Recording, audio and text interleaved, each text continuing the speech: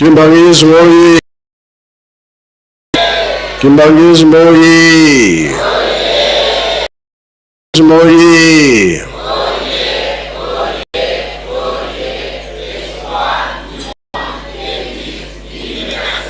Kamboye. Kamboye. Kamboye.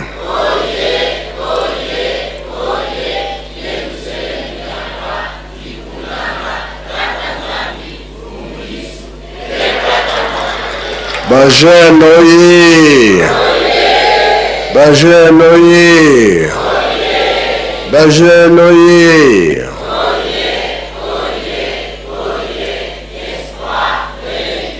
Oui.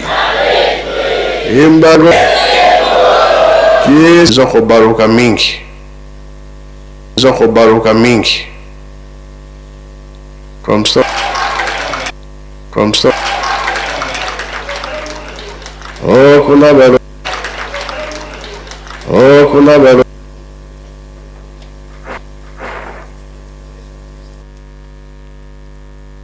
Tozali kotanga abongisaka mpona kokutana na mobali na ye bato na ye mpe ye nzambe ye moko akozala na bango na kombo na tata na mwana mpe tata Molimo Santo na kombo na tata na mwana mpe tata Molimo Santo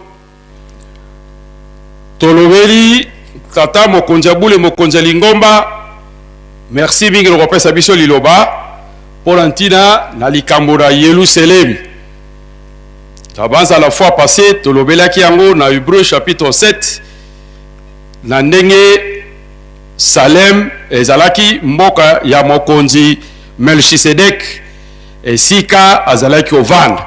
Bapesa di biso na ba description ete Melchisedek azali lolenge ya nkolo Yesu azali nzambe na bomoi nganga monene azali na ebandelite suka te azali na tata te na mama te me kasi azalaki mutu azwaki likabo ya Nzambe oyo Abraham azwaki na bitumba oyo abundaki na bakonzi mine ndenge apesaki likabo na Nzambe yango na Yerusalem ekokoma mboka penza ya Yerusalem bavandisi yango na bokonzi parce que yango mpe ezalaki siona yango ezalaki mboka ya bayebushi etango mokonzi David abundi bitumba azwi bokonzi na ye avandisi yango na kati na mboka wana nde ekomi Yerusalem pamba te ba caractéristique o nzambe apesaki ye mpo ete mboka oyo ye akotia arche d'alliance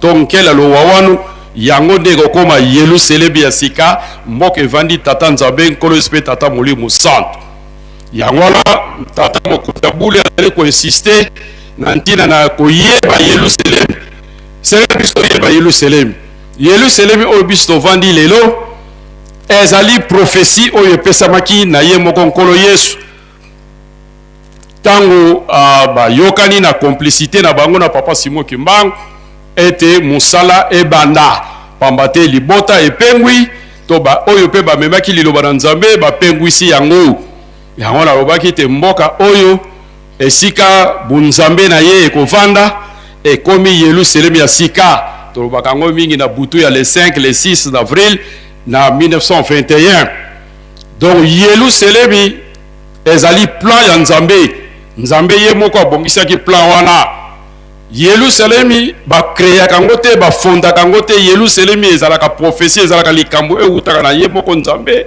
uta na likolo nde ye moko nzambe asalaki programme na ye nde akitisaki mboka oyo soki tolobi nde wana tokotia tembe te parce que na manœuvre de Kimaza na 56 batata bamonaki yango ndenge ezali kokita ekokisami na oyo touti kotanga na Jérusalem na Apocalypse te mboka amoni mboka euti likolo ezali kokita nzambe akovanda kati na bato na ye yango wana na Yerusalem ezali boyokani ya solo ya nzambe na bato na ye ndenge boboni ndenge boyokani ya nzambe na bato na ye ndenge to vandi mardi nyonso boye elaki nzambe aza koyokana na bato na ye azali kopesa bango orientation bazali kosala baza na mposa na bango mpe baza kopesa yango directement na tata nzambe mpota asalela bango makambo nyonso ya solo na ntango ya kala avant likambo ekweya batata na biso balobaki na biso ete surtout papa Nzunga sabetraki biso lisolo mokolo mosusu alobi avant papa Simon Kimbangu abanda mosala na mboka oyo molili ezalaki makasi mpote obima na ndako okoma na kikuku mosusu kuna entenge esengeli otya mwindo baza kobeta kobenga kifaki nsoni donc otie mwa mafuta otie likala otie moto mpo epermettre yo omona mais depuis 1921 ntango papa Simon Kimbangu ayo kobanda mosala makambo nyonso ebongwanaki tata nzambe abilakisi kate na bato mpote mosala ekokosalama Yelusalemi ezali mboka oyo ordre eloko liboso esilakisaka bosantu ya mboka oyo ezali ordre fo ezala makasi respect fo ezala makasi obéissance litoi oyo nyonso avandi na Yelusalemi esengeli litoi na ye ezalaka eyokaka litoi eyokaka te mais litoi soki eyoki comprendre likambo nini yo yoki oyoka nani alobi nani atindi mokonzi ya Yelusalemi soki atindi ntango na yoki est-ce que na comprendre likambo ya alobi soki na comprendre c'est na ke kosalela yango mpo nasalela yango esengeli na ndima est-ce que tobiba caractéristique wana mpo na biso na Yelusalemi est-ce que toza na yango kovanda kaka te koyoka kaka te komona kaka te me comprendre Yelusalemi mboka yo ovandi eza bosantu ngai navandi na mboka ndenge nini na comprendre ndenge nini na sala est-ce que nazali kondima po soki biloko ezali kusu te donc moyen toloba ke tozali bacroyant oyo bavandi na Yelusalemi ezali te alors po toyeba ke solo se solo tondimi oyo toyokaki oyo tomoni esengeli mbongwana emona na katikati na biso. Comment se fait-il possible moto azofanda Yelusalemi oyo andimi makambo papa Simon Kimbangu azali koumela na kati na masumu oko umela na kati na masumu te parce que il faut lakisama ke moto oyo avandi na Yelusalemi soki totangi na bakanda na nzambe na base la 2 Corinthiens chapitre 8 soki toke kono komona balobi baye baza kofanda na Yelusalemi baza kobenga bango basantu les saints de Jérusalem. Donc moutino savant na Yelusalemi baza mosantu aza mutu akabwana na masumu. Alors soki tozali komona ke tozali ko umela na masumu tozali ko toyebi susu te ke nzambe asi akita azali katra biso. Alors nzambe ya kita za katra biso nde kimbangu. Alors kimbangu na bakongo chaque kombo eza na signification na yango. Alors kombo kimbangu ezali mokundo na oyo ebomama na molili. Awa tozali na mboka Yelusalemi na mboka ya lumière. Mokonzi nango yende mutachaka pole. Awa biso tokangami na mabe. Kosala biso ndenge na mukola suka. Toyebi histoire ndenge ni petolaki yango avant kende pe ndenge nini asaki tango tongaki. Alors biso batofanda Yelusalemi lelo toyeba te solo ndenge moka kutoloba tozana nzela solo. Na biso. Mais emona na tozo vivre yango mpo ete toyeba ke solo tozali ba croyant kimbangiste. Yelusalemi mboka ya nzambe kita na likolo nzambe avanda kati na ye ba solution nyonso ezaka kotelon même ba nzete oyo zali na kati na mboka wana ezali kisi ya wana epekisama ko kobuka matiti ya te kobuka nzeta mobeso te parce que ezali na ntina na yango na tata mokonzi bule lokola tozali mingi na telemina wana na nkombo tata mwana pe mosantu.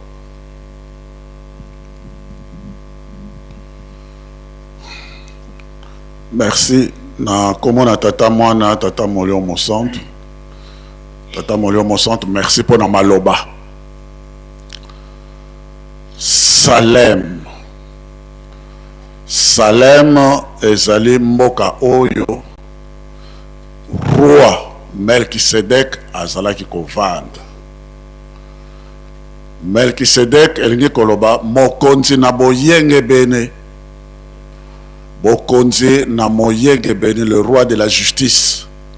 Salem elingi kolakisa kimia kalom. Donc kimia mboka na boyenge bene, mboka na kimia Salem. et yépe roi Salem et Belkis yépe azanga ya nzambe kolo moko nzambe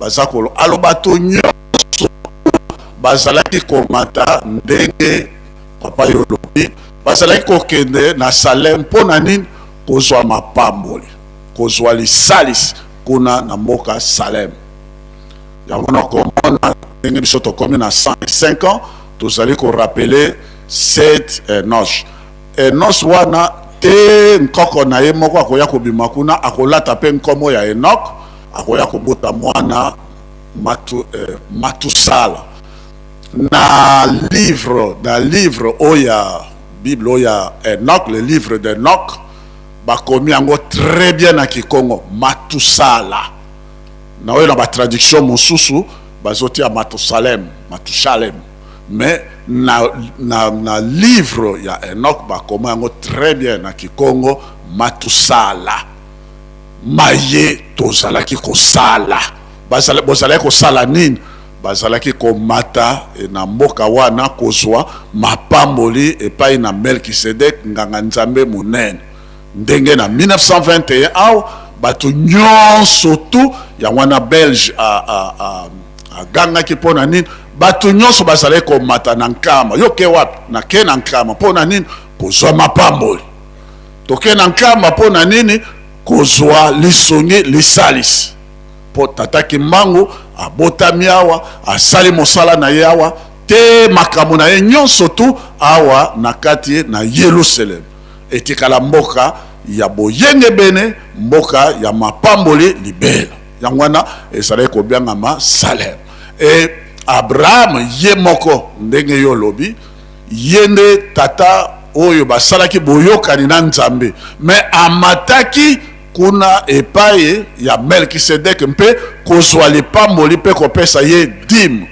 dîme à reconnaître dîme c'est ezali ko représenter la reconnaissance de l'autorité divine à travers oyo azali ntoma na ye yango wana akendaki kuna azwi mpe lipamboli apesi mpe dîme na ye ndenge mpe nkolo Yesu akendaki kozwa batisimo epai na Jean Baptiste parce que ezali solo alobi tika boy kokisama makambo nyonso tu ya solo nde wana ezalaki Salem après David tango ye aye aboni etumba bana n'Israël balongwe na bomo bazwi bonsomi Nzambe amemi bango te kaka na esika wana Nzambe azali alpha omega asalaka likambo ne kaka esika ye abandelaki yango wana ekomi Yerusalem ezali mboka ekomaki Yerusalem mboka oyo ya roi le Sion c'est-à-dire evandelo na roi David ezalaki pe mboka oyo ya Nzambe pona nini kuna na kati na Yerusalem oyo ya kala kuna nde ezalaki parti royal ya David et parti oyo ezalaki ya bonganga ya balevi esika bazalaki kokenda kotumela mbeka na banganga nyonso tu kuna bazalaki na temple kuna bazalaki na kilongo c'est-à-dire le lieu très saint le lieu saint et les parvis wana nyonso ezali kolakisa la partie oyo sacré oyo sainte kuna na ya bonganga bazalaki kosala e bazalaki na mai e bazalaki na mvoila e na bango bazalaki mosakoli azalaki kovanda na esika wana yango wana baza kobenga yango Salem Yerusalem e nkolo Yesu ntango ye aye alobi temple oyo ekokweya mpona nini nazalaki na mposa nasangisa bino mbe bondimelaki ngai te me kotikala pamba bokonzi na likolo na Matthieu 24 verset 43 et tout ça bokonzi na likolo Matthieu 21 verset 43 bokonzi na likolo ekolongolama ekopesamela libota mosusu bokonzi ekoki kolongolama te sans mokonzi yango wana nkolo Yesu azalaki korepresente bokonzi yango amilongolaki kuna nzoto etikalaki te eloko moko etikalaki te asek makambo nyonso tu ayaki nango yango wana na esanga na patamo a préciser que Yerusalem na sika ezali kokita ekozala efandelo ya Nzambe ndenge bauti kotangela biso na bato. Yango nde Salem, yango nde Yerusalem, yango nde ekomi Yerusalem na sika. Yango mpe eye. Mpona kolakisa ete bokonzi oyo ya Yerusalem na sika euti na likolo, yango na ndenge esalamaka na nkolo Yesu kobotama ne kuna, awa mpe esalami mioto étoile ebimi awa na contrôle ya nkamba, na nkamba étoile ebimi na 1910 à partir du 13 septembre. Alors, tango étoile wana ebimi, constellation d'étoile wana ebimi, elakisi ete mokonzi ba oyo bavandaka na likolo bakiti na se. Et puis de deux, awa bango bakiti babotami awa na se, bamemi nde bonsomi kokangola liboto ezalaki na bombo.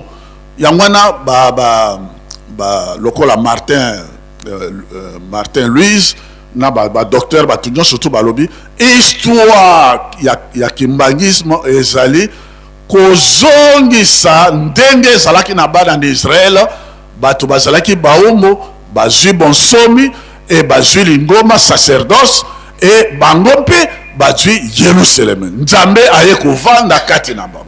Yango wana makambo wana emonani epai na biso. Ezali nde ya solo, ezali nde ya sembo.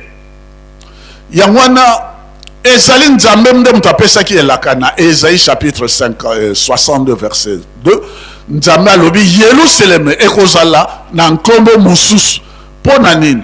Nkombo wana Nzambe ye moko mutu akoprononce yango ndenge bandeko balobi le 5 avril 1921 Papa Kimbangu alobi nkolo Yesu alabi oyo ekomi Yerusalem ya sika.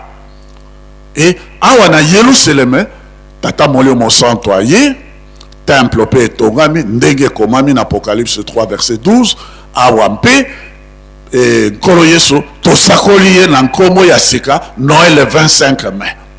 Makambo wana nyonso to ezali na kati na Bible tozopesa ba référence. Yerusalem ezali ya solo pona nini? Ba fabrikaka yango te. Tata Nzambe alobaki na bana na Israël, bino bato bozali kolanda boyenge bene, bino botala Abraham tata na bino.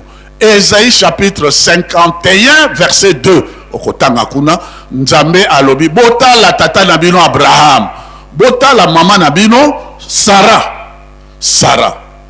Donc libota oyo ezalaka kuna yango pe monani awa mais exali ecclesia wana tokolo bango peut-être plus tard pour Nathan et biso na kati ya Yerusalem na sika ecclesia ya nkolo Yesu na Yerusalem na sika esangisi na bayuda na les juifs et les non-juifs. Donc tous les peuples, tous les croyants, toutes les nations ndenge papa Kimbanga lobaki bazali koya na Yerusalem. Ecclesia ezali ko sangisa mabota nyonso. Etala awa na nkamba okomona soko koti kaka na nkamba vous serez frappé par éclouse na tata Kimbanga, éclouse na mama muyu.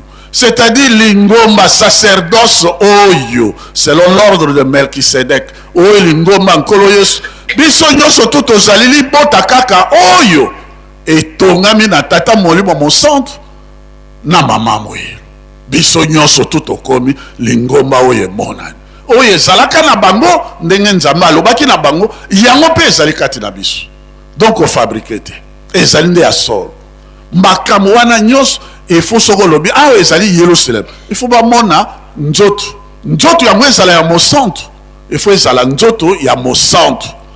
Ya ngonde ezali sanctuaire qui est long. Ndenge nkolo Yesu alobaki yango na Matthieu 24 et 28. Il faut ya ngonde ezali qui est long. Le lieu très saint. Il faut ezala na temple.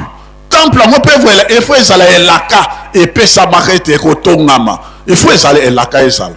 Ezaka ndako botongi yango boyete ndako ya elaka. Et ndako elaka wana ifo ezala sika sanctuaire ki longo ifo ezala. Mais kuna da ki longo ifo nzoto ezala. Ya ye moko Nzambe tata molio mosango. Ifo ezala na parvi ndenge biso tomoni ndako na mokonzi. Tomoni ndako na mintino.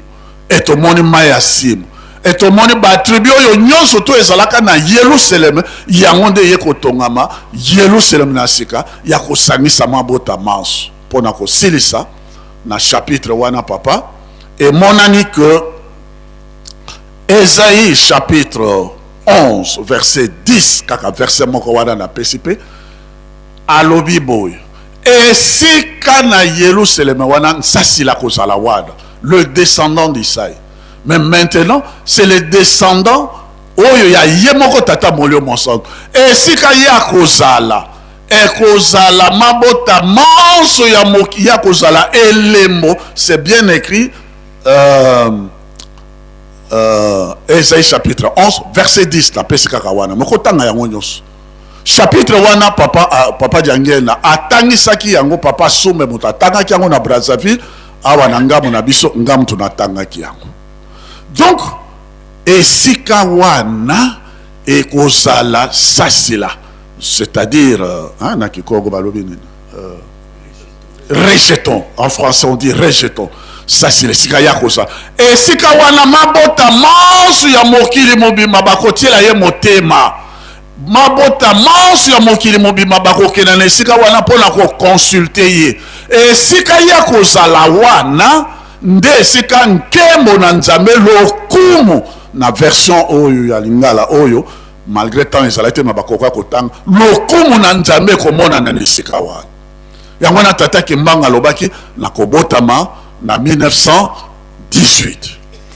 ye wana bango misato baye kotonga temple oyo na kobotama lisusu na 1951 na 1951 tata mokonzi bole yozali à la fois bazali koloba sasila mais ezali kaka yo ya zalaka mpe oyo azali e mabota nyonso ya mokili mobima batieli yo motema e mabota nyonso ya mokili mobima bakomata esika yo vandi awa yango nde ekomi esika ya lokumu na nkomo na tata mwana tata molio bosanto.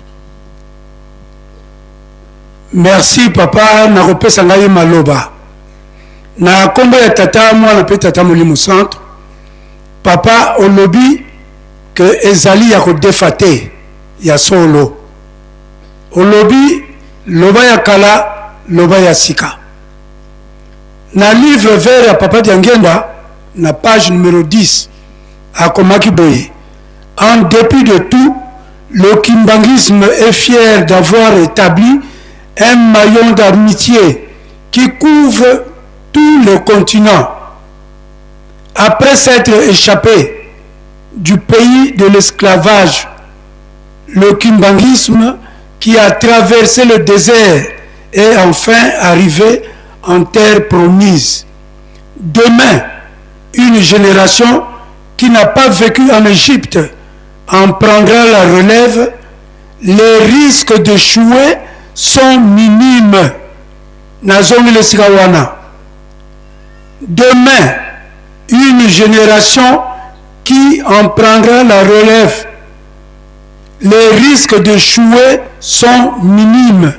Et c'est là la consolation, car les dispositions ont été prises afin que demain, le kimbangisme puisse, dans l'harmonie et la cohésion, atteindre de nouveaux sommets.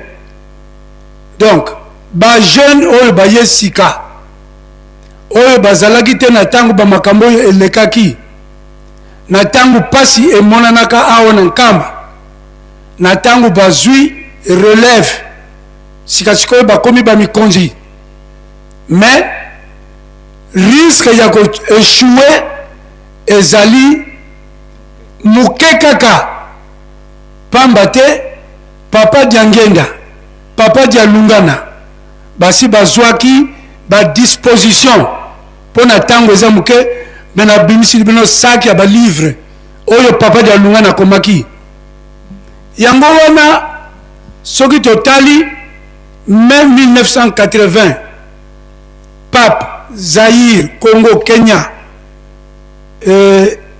Ghana Burkina Faso Côte d'Ivoire le Christ lui-même est africain, affirme Jean-Paul II, et Dieu est noir. mokandango nazalango kuna. Donc ndenge papa lobi ezaya ko defate ezali eloko ya biso moko ba pesaki. Yango wana pour votre gouverne, une chose qu'un noir a fait qui dure pendant 100 ans, c'est l'église kimbangiste. Eloko yo mutu moyindo asali eleki même 100 ans ezali kaka l'église kimbangiste. Yango wana patata na ba mama ba yuda balingaki Yerusalemi na bango ya kala ndenge ba ndeko nanga ba pasteur batangi na kata Bible na ndenge ba lobi ba mataki kuna na banzembo nkembo so a Yerusalemi ko kumisa Yerusalemi ko kota na Yerusalemi ko sala pèlerinage na Yerusalemi. Donc banzembo wana nyonso tu ezalaki pona ko kumisa Yerusalemi e banzembo ya nsikulu ya donc nsikulu directive pona ko zwa directive et pas ya tata Nzambe. Yango wana na kati ya Bible soki botangi na psaume de David banda 120 121 122 123 124 134 banzembo wana eza kolakisa biso ndenge bandeko na biso ba Yuda bazalaki komata na Yerusalemi na tango ya kala ndenge bandeko nanga ba pasteur balobi ebengamaki Yerusalemi te ebengamaki Salem ezalaki mboka ya nganga Nzambe Nzambe ampungu tulendo yende moto apambolaki Abraham babengaki ye Melkisedeki. Tango bapusani ezali susu Salem te ekomi Yerusalemi. Donc bokoko tanga ngona Josué chapitre 10 verset 1 à 23. Oya Melkisedeki ya liboso ya Salem bokotanga na psaume de David 110 verset 4 kaka. Maintenant ekomaki mbanza David mboka ya le roi David parce que le roi David a botolaki mboka ngona ba yebusi ndenge batangli biso na mukanda ya tata Nzambe. Donc yangwana avandaki kuna et bapesaki kombana mboka ya David, le roi David. Bokotanga ngo na Nombre chapitre 17 verset 4. Et kokoma mbanza Nzambi. Pourquoi? Parce que le roi David a kotisaki sanduku ya Yahweh. Na kati ya sanduku ya Yahweh ezalaki nzete ya Moïse, ezalaki kobimisa toujours ba fleur, ezalaki na mana ezalaki bilia nzete ya Aaron, pardon, mana, merci, mana oyo bazako lia na nzela tango Nzambe azalaki kokitisela bango, gobele ya or oyo Moïse azako melamai et les tables de loi, les 10 commandements. Bokotanga ngona Hébreu chapitre 9 verset 4. Alors patata naba mama kuna nakati ya Yerusalemi banganga Nzambe ya minene bazalaki kovanda kuna ni kuna bazalaki kozwila kibonganga Nzambe. Soki totangi banganga Nzambe binene bazalaki kuna lokola Natani, Yesaya, Yeremia, Amos, Ezekieli bangonde bafandaki kuna na tango bazongaki na bogumbu ya 70 ans oyo bavutaki na Babel. Yangwana batata na ba mama soki totali ba Yuda balingaki vraiment Yerusalemi na bango ya kala bazalaki kotini lango badon biloko en nature mbongo en espèce Paul pe atindaki biloko badon ba Mikailu. Yango wana bango ndenge papa lobi bango bazalaki na ba fête misato fête ya liboso ya Pâques et bandaki na 14 avril ezalaki kosuka na 21 avril 7 jours. Deuxième fête ya Pentecôte Matondo, donc bazako salango na mois de juillet. Fête ya misato ya mafokola donc le Ramon na mois d'août.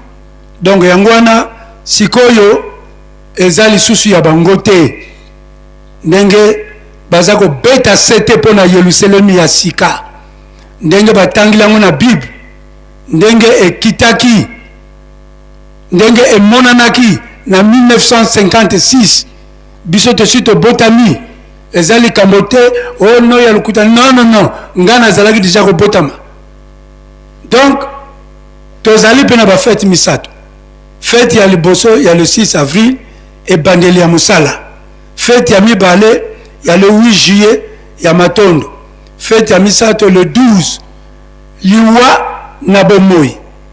Yango wana papa azalaki kobenga biso que tozali ba photocopie ya bana ya Israël batata na ba mama biso na kala ezalaki tant tozalaki na 1880 à 1920 ezalaki mbanza mbola na 1920 na 1921 et comme Nkamba le 18 mars tata Simoki Mbangu 1921 bakutanaki na nkolo Yesu esika ya mausolée nzete ezalaki wana babengaka ngo le flamboyant naza na photo wana.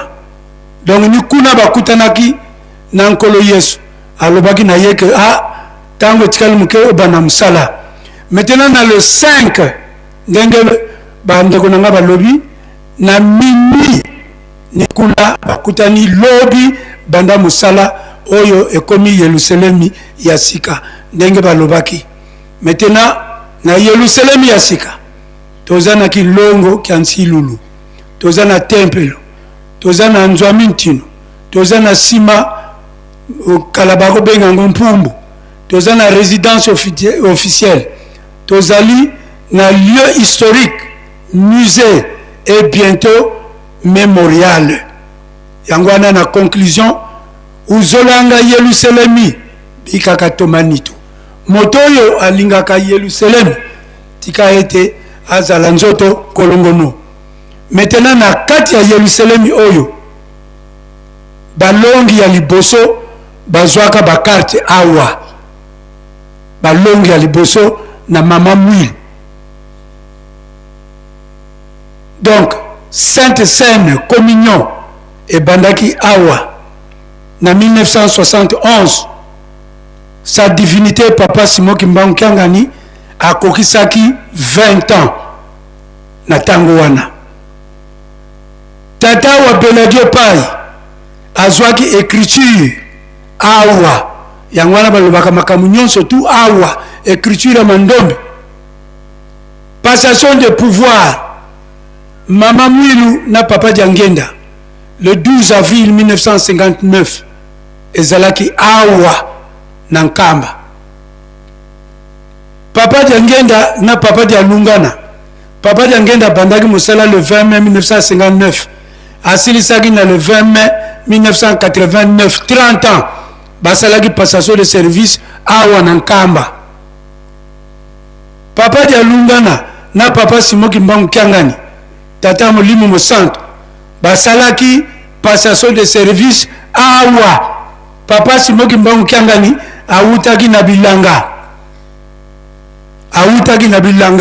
na Kunzulu aye kosala passation de service na nkolo Yesu wapi na Yerusalemi ya sika batata na ba mama yango na papa lobi ezali ya kodefate. Donc ezali ba pesi biso libela to telemina wana na kombo ya tata mwana pe tata Molimo Santo. Merci Yahweh pona maloba na kombo na tata mwana pe Molimo Santo ndenge olobi na biso makambo ebele yango ba papa pasteur balobi pe lié na Salem yango papa révérend Daniel atangi a se référer matière nyonso wana ba passage biblique ezali na mokando yo papa Mfuma Mbanza komaki papa Dialonga na kiangani to linga ka Yerusalem ndengo lobi papa ke ya biso ezali ya kodefate olobi makambo ya Salem pe Abraham azala ko kende kuna na Salem to na Yerusalem ko pesa makabo donc esika pouvoir ewutaka ya bonzambe yo lobi ekiti na ba David kino kolisa ye ko botama pe yo tuna kabiso kolo Yesu ya solo mwana na nzambe pouvoir wana zalaki nango ya likolo atika kiango na nani me yo moko lobakete ute bandel na mokili nzamba lobaka mbala mibale alobaki liboso kuna na bango ba Yuda na Jerusalem ya kala pe ya mibale yango ye kolobe pa na biso na nkamba epa ya bato mwindu awa nkamba Yerusalem ya sika donc pouvoir wana zalaki transféré awa na nkamba Yerusalem ya sika ndenge bino bote ya kabiso e ya solo meme bango moko ba Yuda bayaki ko témoigner awa po tango ye awa baboyi ko yamba nkolo Yesu kuna pe baboyi ko ndimela ye po tata moto atindaki ye tango boyi ko ndimela ye c'est-à-dire oboyi tata oboyi nzambe tata yango alakelaki bango mabe ete bokonze na nzambe pe bokonze na likolo yo to yeli bino wezo pesa bino lokumu valeur to kolongolango to na kolongolango na kotinda na libota mosusu ekobotela ngo mbumekoki Matthieu chapitre 21 verset 43 ndenge révéré lebe alobi c'est-à-dire transfert ya pouvoir ya bonzambe bokonze na likolo na bayude ezali lisusu te yango nkolo Yesu atindaki yango epa na biso awa na nkamba Yerusalem ya sika e ye moko a confirmé ndenge ba pasteur balobi le 5 avril na 01 donc tokomaki déjà na tongo ya le 16 avril na masolo na bango na papa Simon Kimbangu ete lobi banda mosala e yebete nkamba oyo ekomi Yerusalem ya sika donc baptiser nkamba Yerusalem ya sika e wuta na biso te ndenge lobi ezali fabrication te defa pete mwana na nzambe amemaki pouvoir bonzambe pa na bango bayebaki nzambe malamu na nzela na ye moto alobaki ete nkamba ekomi Yerusalem ya sika c'est-à-dire ndenge alakaki bango kuna kolongola yango na kotinda yango na libota mosusu nde libota yango biso yango moni meme na liwa na ye toyebi ete moto soki asekwi asalaka na molimo me ya ye na kanda wana asekwa na nzoto na molimo apikola na bayuda nyonso na nkambe kuna na bango ata trace moko eza te pona ko confirmer que pouvoir ya bonzambe eza lisusu te ndenge tolobaki le 6 avril bambula misato 300 mbula eza kobeta te na bango bayuda babondeli banzambe na bango nyonso basali nyonso bakoko sala mbula ebetaka te kino babengaki papa Diangenda na 61 ke soki ya solo ozali mwana ya tata Simon Kimbangu poto yebi ye bayuda kuna bayebi tata Simon Kimbangu ke ye wana nzambe molimo santo soki ya solo yo ozali mwana ya tata Simon Kimbangu senga na tata na yo abetsela biso mbula misato a 3 ans mbula ebetaka te yeba mbula misato soki mbula ezobeta te nine yak sécheresse donc biloko ezobota te ekauki nzala pasi penza bazaki nango mais kuna Israël to Jerusalem mboka ya nzambe donc pona kolakisaka kuna eloko etikala lisusu te mbula misato mobimba mbula ezobeta te basambeli banzambe na bango nyonso esimba te e solution ewutaki na nkamba papa Diangenda wuti awa na nkamba ake kuna nde asengi na tata na ye abetisi mbula débordement inondation kino babengele yebisa tata no akata awa bandako kokweya nde kino akatisaki mbula donc ezali confirmation ke na bayuda pouvoir wana bonzambe etikala lisusu te nyonso eyawa donc inutile na biso bato mwindo tokendaka lisusu na Israël kuna to na Jerusalem kokende koluka soki nzambe nde azali awa yango balobi même na Psaume 76 ete na français courant balobi Dieu est connu en Juda. Il est grand en Israël. Sa tente est à Salem. Salem oyo lobi papa. Ndako na ye mboka na ye to ndako na ye ezali na Salem. Sa demeure à Sion. Donc bilembo nyonso wana Bible na Psaume 76 ezo confirmer que Nzambe ayebani na Yuda wana na tango ya kala. Mais lelo ayebani awa na Congo Central, na Nkamba, na groupement ya Nzundu, na secteur ya Ntimansi, na territoire ya Mbanza-Ngungu, division unique ya Cataract, na province ya Congo Central, na République démocratique du Congo. Donc Nzamba yebani nde awa. Eye wana zali célèbre na kati ya Israël. Ndenge papa diangenda lobaki, soki esika bakomi Israël, bokomaki mbangisa. Israël ka Nouvelle Israël. Pour ceux qui ont la photocopie, donc ndenge bakota ki début sur le kota de. Tozali Israël ya sika. Nouvelle Israël fumaloba lobaki. Donc nyonso wana ekomi pa na biso azana ndako na ye esika na ye afandaka. Donc boko lugali so na mapata te akoma moto azali na kati na biso elongo. Ndenge balobi na apocalypse oyo papa passer atangaki. Akokita koya kofana na bato na ye elongo. Donc papa bilembo nyonso wana ezali komona kati na biso. Endenge kolisa lobaki ke nkambe komi Yerusalem ya sika. Ba Yuda bango moko bauta kuna. Bayawa na le 8 juillet 2003. Papa bopesaki bango maloba na temple wa mese Iziki na Ezekiel. Soki bato ya presse baluki ba bando wana bakomona yango. Bango mese Iziki na Ezekiel ba juif penza d'origine. Bazwi maloba na temple na biso ya Nkamba na tribune balobi biso ba Yuda tozali na Jerusalem ya kala. Mais bino bakimbangis bozali na Yerusalem ya sika. Ba Yuda bango moko bayeko confirmer awa. Donc papa bilembo nyonso ezalaki na Yerusalem ya kala yango eyepa na biso ba symbole ya souveraineté. Ndenge papa passer ba uti kotanga tozoko mona ndako ya bakonzi, tozali komona résidence ya yo mokonzi, tozali komona maya sima, tozali komona tempelo. Po temple ezali ko représenter présence permanente ya Nzambe. C'est-à-dire Nzambe azana bino elongo. Libela na libela.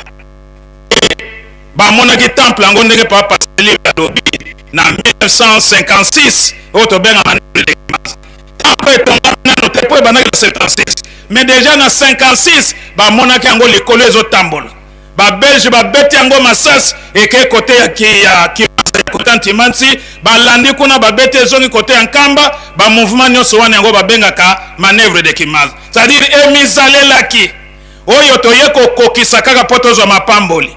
Ndenge papa diangenda lobaki tango ekoki po baba na kotonga temple abengaki bambuta lingomba boya temple wana ya sole monanaki na 56 siko totonga na maboko obieki ndenge tomonaki bambuta balobi papa totonga na maboko obi kotama yele soki kita biso tokita c'était bokozwa mapambo bokozwa bolimbisa masumu te bokozwa moto na moto akozwa Yerusalem sika kofanda ndenge totongaka tozwaka mapamboli tozwaka bolimbisa masumu e moto na moto atongaka ndako na ye esika ya ndaiso to mokolo liwa na ye nda akotaka kuna. Donc tosalelaka moto te, moto na moto asalelaka Nzambe mpo na mapamboli na ye. Yango il faut to comprendre yango na sens wana. Soki bato bakansaka nazosalelaki ngani nzoka nde amisalelaka ye moko. Papa témoignage eza ebele par rapport na yango oyo bato bakufaki bakenda komona ndenge makambo eleka na Yerusalem yawo na baye batongaka te mpo nasalaki travail na nga lesa sur papa diangende kuna na temo na recherche nasalaki poko permettre ngai tata moko azo chance kokufa akufi pe azo lisusu chance akosekwa asekwi e makambo akenda kokuta kuna nde ayakobeta papa diangende na mokoto. Alobi papa nake komona kuna nzoka nde ezali vili monene ndenge wana kitoko lokola koleka kutu bakombe wapi ake komona bato oyo basalaka awa bamosusu botozana bakana bandenge eza na Kinshasa na baville na Gombe ma campagne malweka wapi ake kuta tata moko na kwe kuna toki azayo na fondation azotonga mutu akosalisa aza te aye kotuna papa Diangenda papa tala makambo na moni bongo tata wana pona nene ndenge wana papa Diangenda lobi na ye baye tata wana moni azalaki pe kimbangiste tango nga Diangenda naza kosenga bango misala to bantsinsani ya aza kopesa na ye taza kosala te azala kokanisa tazo sala langa Diangenda mais si quoi comprendre que ezalaki pona nga te ezalaki pona intérêt na ye moko tata ozomona azo souffrir wana azalaki pe kimbangiste mais tango nga Diangenda azo senga bango misala aza kosala na ye taza kobude yango omoni azo souffrir donc aza kokanisa azo sala nga Diangenda mais si quoi comprendre que ezalaki pona ngai te donc papa makambo ya Yerusalem ya sika nkamba ezali ya solo ya kodefa te ndenge olobi e na basymbole ya souveraineté tozali pe na kilongo esika nzoto ya ye moko tata kimbangu ezali ya yo moko pe ya bapapa bamama na biso kuna na bayuda ndenge papa libre alobi na Hébreux 9 verset 4 eloko eza kosala force spirituelle ya bayuda ezalaki arche ya alliance nakikongo nkawala nkeo kela lulendo nkela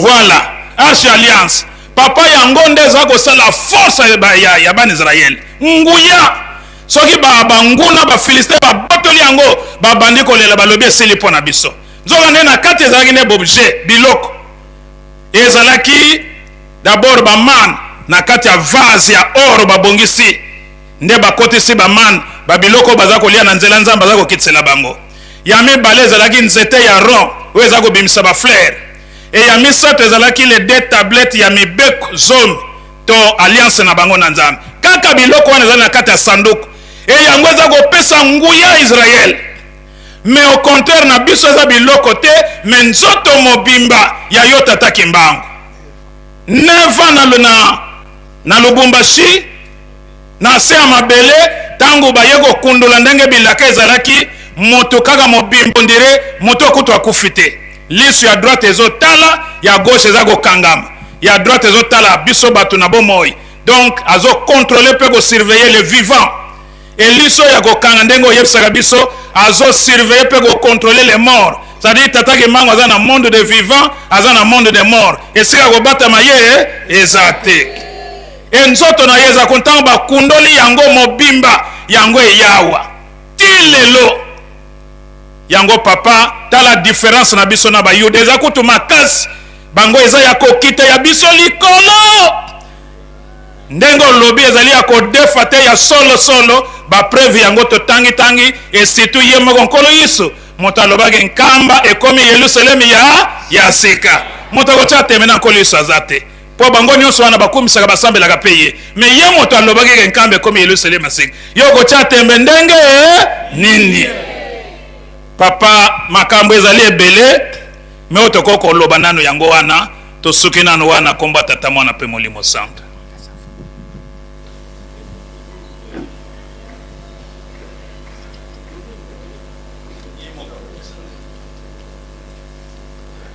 tata mosusu aye wana yo basani.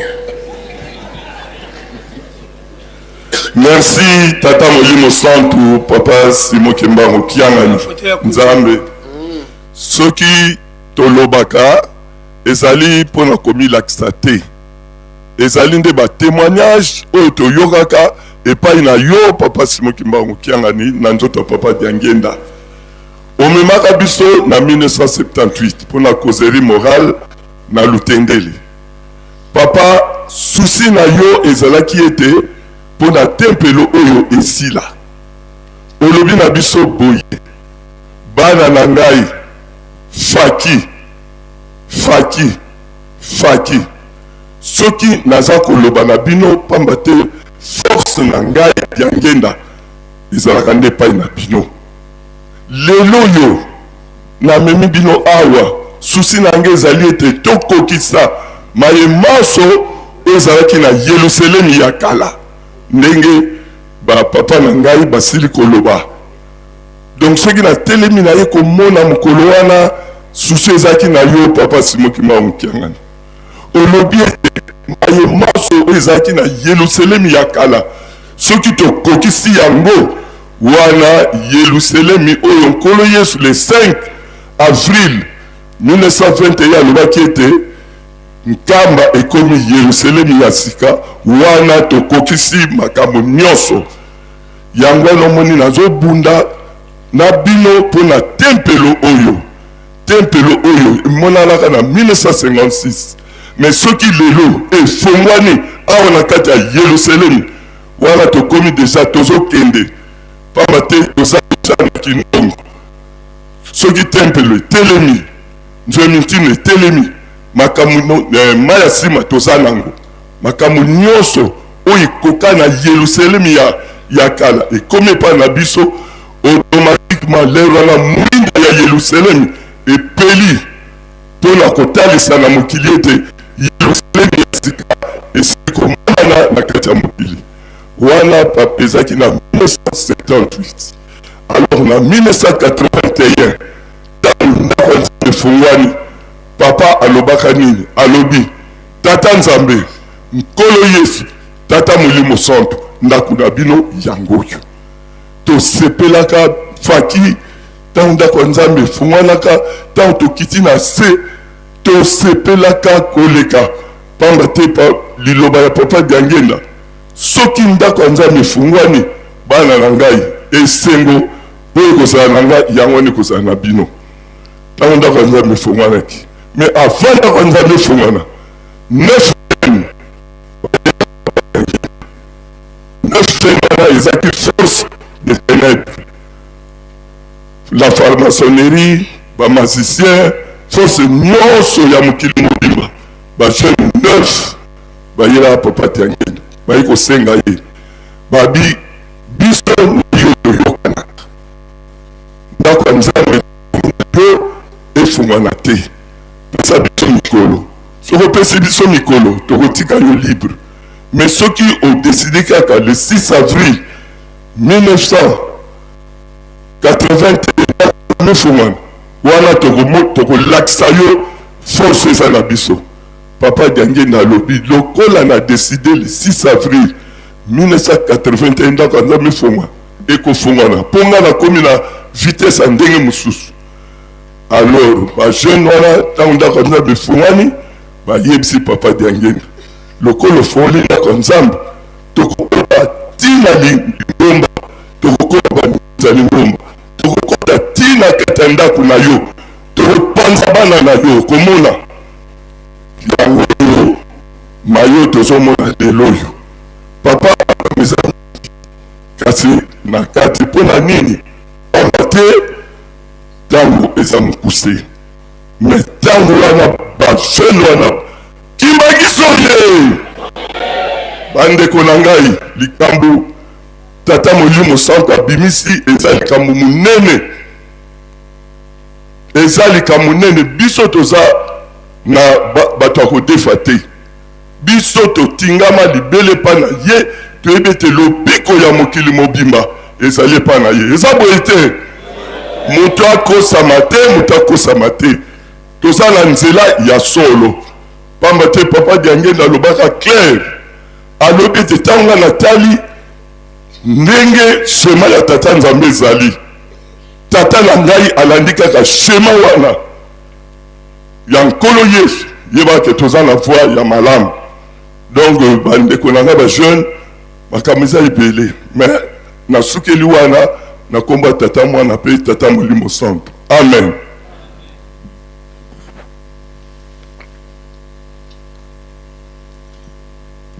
Obakisa yom tosimi micro lokolo opesi nzela tokobakisa ete tozali na esengo monene biso bakimbangiste ya solo Yerusalemi ya sika nkambe ezalaki nano kolobama à l'interne biso bakimbangiste, mais lelo ebimi na l'état, et puis l'état ya sete ya likolo makasi.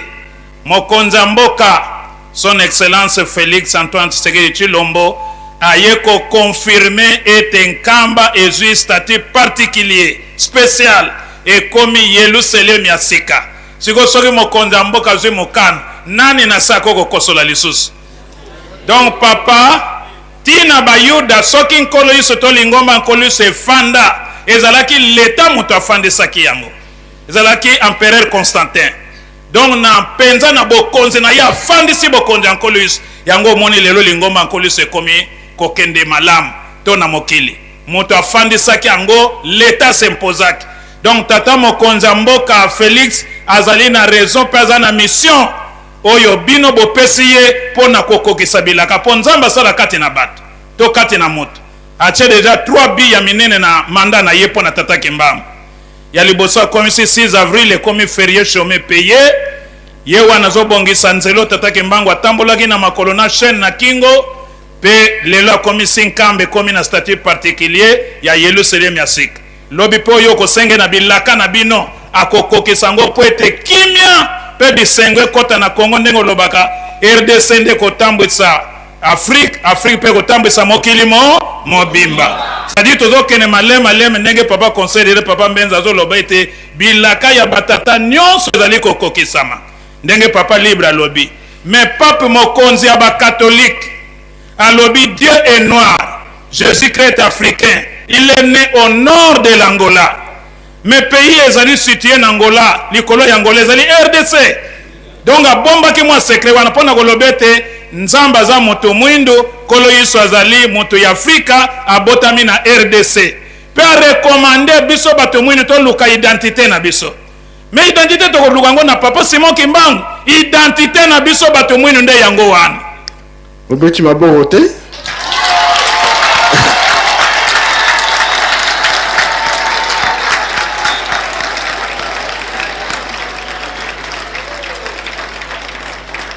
Mabomba mi mazali na to solliciter. Vraiment papa. Pesa parole ye wana. Na kombo ya tata ya mwana pe tata Molimo Santo. Tata Molimo Santo. Merci ko pesa biso maloba. Biso toye kaka ko compléter oyo bambuta bauti koloba awa na tina ya Yerusalem.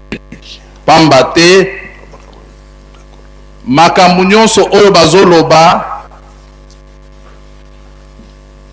euti kaka epa na biso awa te depuis kuna epa ya bamindele mpe bayebi yango comme preuve carte ya RDC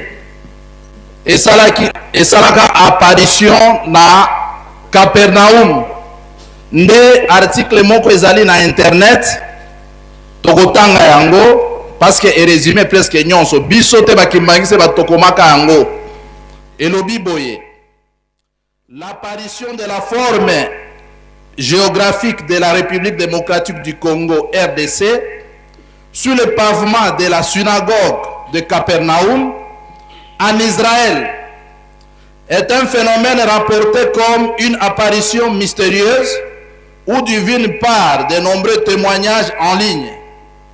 Voici les points clés de phénomène. 1. Lieu.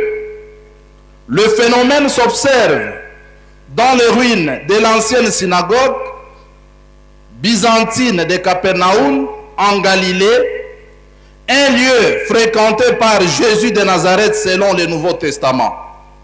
2. Description du phénomène. Une tache ou une usure au milieu du pavement moderne de la synagogue a révélé l'ancien pavement en roche blanche situé en dessous. Cette détérioration du béton supérieur causée par le passage de pèlerins d'usine de manière inattendue, la carte géographique de la RDC. 3. L'interprétation maintenant des gens. De nombreux observateurs et internautes considèrent ce décès comme un phénomène mystique ou divin. Certains allaient jusqu'à dire que la carte de la RDC existait dans le pavement bien avant la naissance de Jésus-Christ. Controversée mystérieuse. Ça c'est 3. Le fait que seule la carte de la RDC apparaisse de cette manière en Israël suscite des interrogations et de l'étonnement, qualifiant cet événement le mystère inexplicable Ce phénomène était largement partagé sur les réseaux sociaux comme un signe prophétique ou une curiosité mystique concernant la RDC. Wanande article zali na internet, donc mutunyon soyo azali awa. Ce qui a commis kara na internet, l'apparition de la carte de la RD Congo sur le pavement du temple de Capernaum, bakope sabino ba explication. Ce qui olingi kosengi pe vidéo na yango na YouTube, on va vous donner des vidéos et tokomona we bokomona ndenge bato bazo kende kosambela kolela kuna kolakisake ya solo o nyonso ezalaki kuna na Israël esi eya awa epa na biso te bato tosali yango biso te bato tokende ko dessiner yango ndenge oyoki bango moko bazoloba que ezali eloko existaka même avant que Jésus-Christ aya RDC ezalaki déjà kuna na pavement wana yango kaka muke nazalaki nango nalingaki na bakisa na point wana sinon na pesi nazongisi micro epa ya papa révérend papa Sylvestre.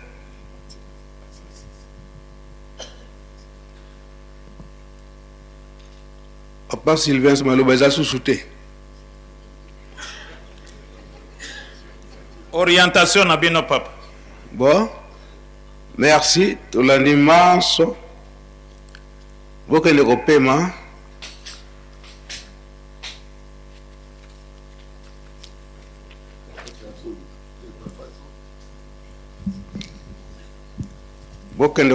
nanu muke na manso oyo tolandi awa biso musala na biso ezali ete